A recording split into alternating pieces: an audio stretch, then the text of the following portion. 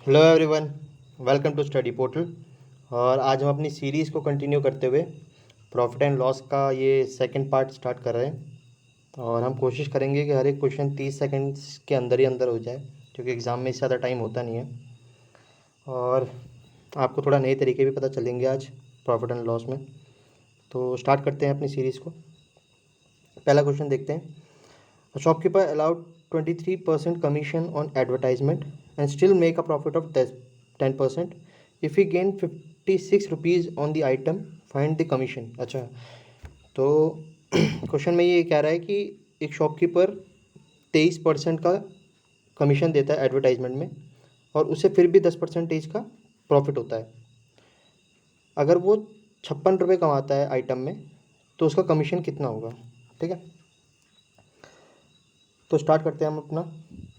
देखो, अगर हम मानते हैं कि 100 रुपये थे उसके पास, उसमें से 23 रुपये उसने कमीशन में दे दिए, तो कितने बचे? 77। ठीक है, अब उससे प्रॉफिट हो रहा है 10% का, तो 10% का प्रॉफिट मतलब 10 का 11 हो जाएगा।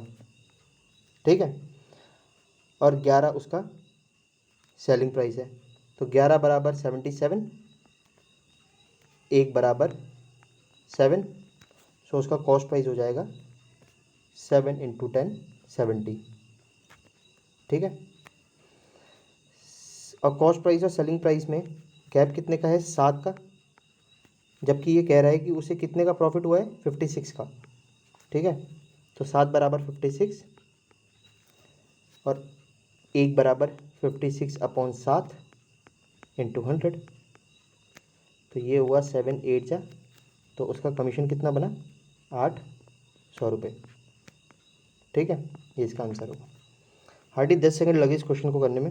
थोड़ा सा ट्रिकी होते हैं ऐसे क्वेश्चंस, बट अगर आप बार बार ट्राई करते रहोगे तो समझ में आ जाएंगे। नेक्स्ट क्वेश्चन देख लेते हैं। A man sell an article at a loss of 7%. When he sell that article for 800 more, then his gain 9% profit. Find cost price of article. अच्छा, ये कह रहा है कि एक आदमी ने एक आर्टिकल को बेचा 7% लॉस पे। ठीक है, अगर वो उस आर्टिकल को 800 रुपये और बेचता है, तो उसका जो लॉस है वो गेन में कन्वर्ट हो जाएगा, उसे 9% का गेन हो जाएगा। ठीक है, तो मान लेते हैं कि कॉस्ट प्राइस थी 100। ठीक है, अगर पहले उसने 7% का उसे लॉस हुआ, ठीक है, तो मतलब ये हो गया 93, और अब उसे हो रहा है प्रॉफिट 9% का। ठीक है, तो अब हो जाएगा उसका 109। और ये कब हुआ? 93 का और 109 का ये बदलाव किस वजह से हुआ? जब वो 800 रुपये और में बेचेगा उसे ज़्यादा में, तो इन दोनों के बीच में गैप कितना है? 16 का, तो 16 ना होके ये है 800, और 1 बराबर 800/16 इंटू 100। ठीक है, तो 800 से 8 दूनी 50, तो ये हुआ 5000। तो कॉस्ट प्राइस कितना होगा आर्टिकल का? 5000। ठीक है, नेक्स्ट क्वेश्चन देख लेते हैं। By selling an article for 240 rupees, a man faces a loss of 10%. At which price should he sell it so that he can make a profit of 20%? अच्छा, तो क्वेश्चन में ये कह रहा है कि अगर एक आदमी 240 रुपये में कोई चीज़ बेचता है, तो उसे 10% का लॉस होता है। वो उसी चीज़ को कितने में बेचे कि उसे 20% का प्रॉफिट हो? ठीक है, तो 240 में वो आदमी बेच रहा है, तो उसे 10% का लॉस हो रहा है। 10% को हम लोग लिखते हैं, लॉस हुआ है तो 9/10, इसमें ये CP होगा और ये SP होगा। ठीक है, तो डिवाइड 240 डिवाइडेड बाई 9/10, इससे इसका रियल कॉस्ट प्राइस निकल जाएगा। बाकी इसको 20% का प्रॉफिट दिलाना है, तो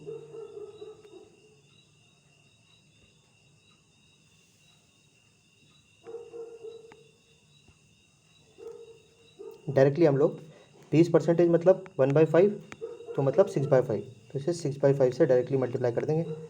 तो 5 2 जा, 3 3 जा, 3 2 जा, और 3 8 जा, तो 8 दूनी 16 32, तो 320 रुपये में अगर वो सामान बेचेगा तो उसे 20% का प्रॉफिट होगा। ठीक है, नेक्स्ट क्वेश्चन देख लेते हैं। By selling an article for 350 instead of 400, a man faced loss of 5% more. Find the cost price. तो ये क्वेश्चन में ये बता रहा है कि अगर एक आदमी 400 की जगह किसी आइटम को 350 में बेचता है तो उसे 5% का लॉस एक्स्ट्रा होता है। लॉस तो उसे पहले भी हो रहा है, पर 5% का और एक्स्ट्रा लॉस हो रहा है। तो डायरेक्टली एक चीज़ देखो, 5% का जो लॉस हो रहा है वो किस वजह से हो रहा है? जब हम 50 का बदलाव हो रहा है पूरे में, तो 5% बराबर होगा 50 के अपॉन 100, 5 10 जा, और 1 बराबर 1000, तो 1000 उसका कॉस्ट प्राइस होगा। सिंपल, मुश्किल से हार्डली 3 सेकंड या 4 सेकंड का क्वेश्चन है। ठीक है, नेक्स्ट क्वेश्चन देख लेते हैं।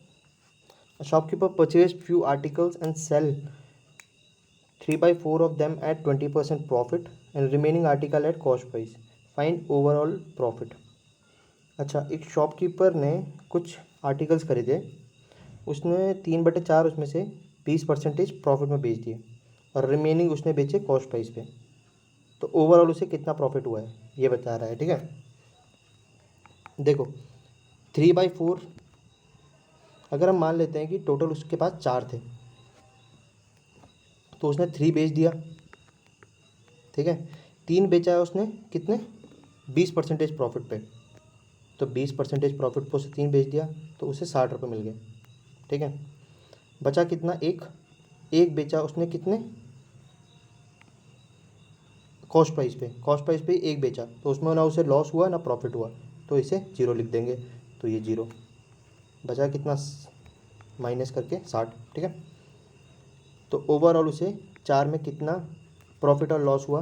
तो x equal to 60/4 is equal to 15% मतलब। ठीक है, सिंपल, बहुत सिंपल। Next question. A shopkeeper bought 10 bags for 1 rupee to get a profit of 25%. How much bag he has to sell at 1 rupee? अच्छा, तो ये बोल रहा है कि एक शॉपकीपर ने 1 रुपये में 10 बैग खरीदे, तो वो 1 रुपये में कितने बैग्स को बेचे कि उसे 25% का प्रॉफिट हो। इसके लिए फॉर्मूला आता है 1 rupee equal to article into 100 minus loss upon 100 plus profit. ठीक है, तो 1 रुपये, आर्टिकल कितने हैं? 10 इंटू लॉस कितने का हुआ? 1 का भी नहीं, तो नॉर्मल 100 ही आएगा। सिर्फ प्रॉफिट की बात की गई है। ठीक है, 25% का, तो 100 प्लस 25 125। बस कैलकुलेशन, 25 4 जा, 25 5 जा, 5 2 जा, 4 2 जा 8, तो 1 रुपये में वो 8 बैग्स को बेचेगा तो उसे 25% का प्रॉफिट होगा। तो 8 आंसर है। सिंपल, ऐसे क्वेश्चन लगते लेंदी हैं बट हार्डली ये 10 सेकंड से ज़्यादा ये टाइम नहीं लेते हैं। बस आपको ये होता है कि फॉर्मूले, कुछ क्वेश्चन ऐसे होते हैं जिन्हें फॉर्मूले के थ्रू ही किया जाता है। जैसे एक फॉर्मूला होता है x plus y plus x y upon 100, ये बहुत बेसिक फॉर्मूला है। तो ऐसे कुछ फॉर्मूले होते हैं, ये भी याद रख लेना आप, ये इन क्वेश्चनों के लिए बेस्ट होता है। 1 rupee is equal to article into 100 minus loss और 100 प्लस प्रॉफिट। ठीक है, नेक्स्ट क्वेश्चन देख लेते हैं। By selling 33 meter of cloth, a shopkeeper earns a profit equivalent to cost price of 11 meter. Find his profit. तो ये question में कह रहा है कि 33 मीटर का क्लॉथ बेचने पे एक शॉपकीपर को प्रॉफिट होता है कितना? 10 मीटर के कॉस्ट प्राइस के जितना, तो उसका प्रॉफिट पूछ रहा है वो। ठीक है, देखो प्रॉफिट होता है हमेशा SP माइनस CP। अगर SP बड़ा होगा और CP छोटा होगा तभी तो प्रॉफिट होगा, ठीक है। ये कह रहा है कि इसे प्रॉफिट हुआ है कॉस्ट प्राइस ऑफ 11 मीटर, तो 11 मीटर ऑफ CP का उसे प्रॉफिट हुआ है is equal to by selling 33 meters, 33 SP minus 33 CP, simple. तो ये इधर जाके CP जाएगा तो ये 44 CP is equal to 33 SP। तो SP की वैल्यू हो गई 44 और CP की वैल्यू हो गई 33, ठीक है। तो CP इज इक्वल टू 33 और SP इज इक्वल टू 44। कितने का गेन है? 11 का। तो 11 अपॉन, हमेशा CP से देखा जाता है प्रॉफिट एंड लॉस। CP कितना है हमारा? 33 इंटू 100। 11 बन जाए, 11 3 जा, और 100/3 होता है 33 1/3%। तो उसे ओवरऑल 33 1/3% का प्रॉफिट हुआ है, ठीक है। Next question, by selling 2 articles for 800 a person gain cost price of 3 articles, find his profit. अच्छा, तो ये क्वेश्चन भी सेम ही होगा। देखो इसमें ये कह रहा है कि एक पर्सन 2 आर्टिकल्स बेचता है, ठीक है, 800 रुपये में। तो उस पर्सन को कॉस्ट प्राइस के 3 आर्टिकल्स के कॉस्ट प्राइस के जितना प्रॉफिट होता है, ठीक है। तो प्रॉफिट मैंने आपको बताया था अभी SP माइनस CP होता है, ठीक है। और तो 3 CP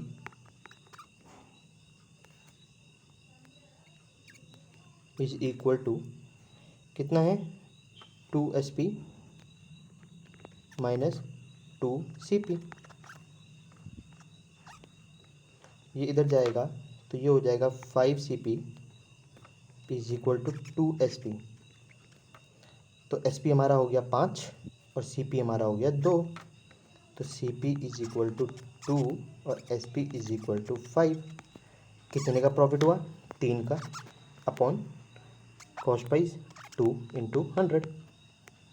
250 जा तो 5 3 जा इज इक्वल टू 150% का उसे प्रॉफिट हुआ है, ठीक है।